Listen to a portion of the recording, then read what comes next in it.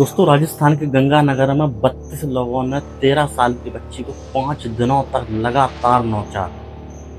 क्या हो गया है लोगों की मानसिकता को? हमारा समाज कहाँ से कहाँ जा रहा है? ये सब सुन के आपको कलेजा फट जाएगा। आप भी बोलेंगे मैं कैसे समाज में रह रहा हूँ, कितने दरिंदे भरे पड़े हुए हैं यहाँ पे। किसी को भी उस लड़की की आंखों में दर्द नहीं दिखा। क्या किसी ने ये नहीं देखा कि बच्ची की एज क्या है, उसकी उम्र क्या है? और एक नहीं, यहाँ तक 1 से 32 तक की आप गिनती करो तब भी आपको इतना समय लगता है। और 32 लोगों ने 5 दिन तक उसके साथ गलत काम किया, उसको नोचा।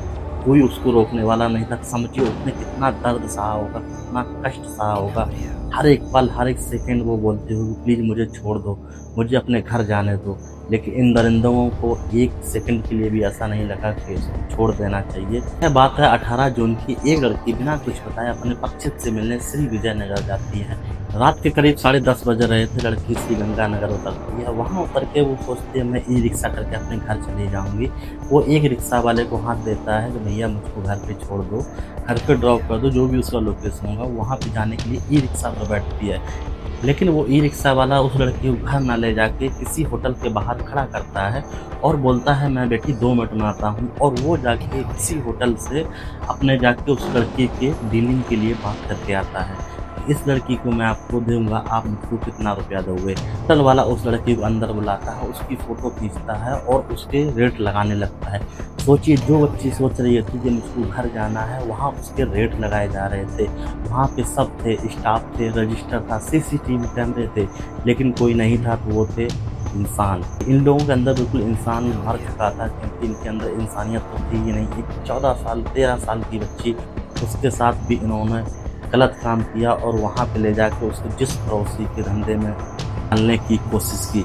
अब होता क्या है, वो रिक्शा वाला उस लड़की को वहीं पे छोड़ के चला जाता है, तो वो होटल मैनेजर क्या करता है, उस लड़की को किसी और कमरे में भेज देता है। तो ऐसा पहले वहाँ पे उसके साथ होता है। लड़की चीखती रहती, चिल्लाती रहती प्लीज़ मुझे छोड़ दो, मुझे घर जाने दो। लेकिन वहाँ पे उसकी चीख पुकार सुनने वाला कोई नहीं था। सभी थे लेकिन वहाँ पे इंसान नहीं थे, क्योंकि ये इंसान के भेष में एक दरिंदे थे, भेड़िए थे, जिसके अंदर कोई इंसानियत नाम की चीज़ नहीं थी। तो कुछ दिन तक लड़की वहाँ पे रहती है। वहाँ से लेने के बाद एक के बाद दूसरे होटल में जाती है, दूसरे के बाद फिर तीसरे होटल में जाती है। ऐसे-ऐसे करके लड़की 4 होटलों में जाती है, जिसके बाद उसके साथ कई बार गलत काम होता है। और लड़की को जब भी तकलीफ़ होती है, दर्द होता है, तो उसको दवाई नहीं दी जाती, उसको शराब पिला दी जाती है, जिससे वो नशे में बनी रहे, उसको भी तकलीफ़ ना हो।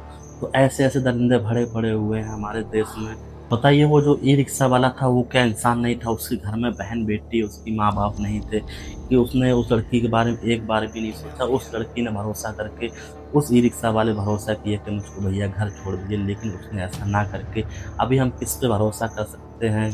उसके लगभग 5 दिनों बाद 22 जून को लड़की को एक होटल से रेस्क्यू किया गया। उस होटल को सील कर दिया गया। बाकी उस लड़की की रिपोर्ट्स के मुताबिक जिस होटल पे उसको ले जाया गया, वो सारे होटल सीज कर दिए गए और उसके प्रशासन के द्वारा उस पर बुलडोज़र भी चलाया गया। लेकिन ऐसा बुलडोज़र चलाने से कुछ नहीं होगा जब तक आदमी के अंदर का हैवान नहीं मारा जाएगा।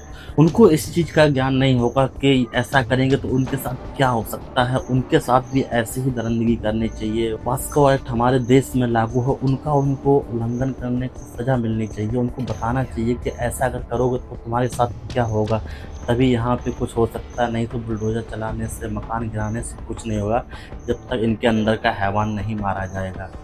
निर्भया हत्याकांड के बाद लग रहा था कि ऐसी घटना दोबारा नहीं होगी, क्योंकि उस समय लोगों ने बाहर निकल के जुलूस निकाला था, कैंडल जलाई थी, उसका विरोध किया था। तो ऐसा ही अभी लग रहा था कि ऐसा दोबारा नहीं होगा। लेकिन हमारा समाज जैसे-जैसे आगे बढ़ रहा है, वैसे ही घटनाओं को भी अंजाम देता जा रहा।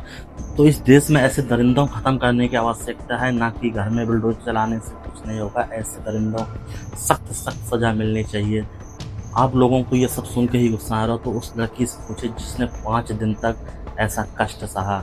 आज की वीडियो में बस इतना ही। मिलते हैं नेक्स्ट वीडियो में। जय हिंद, जय भारत।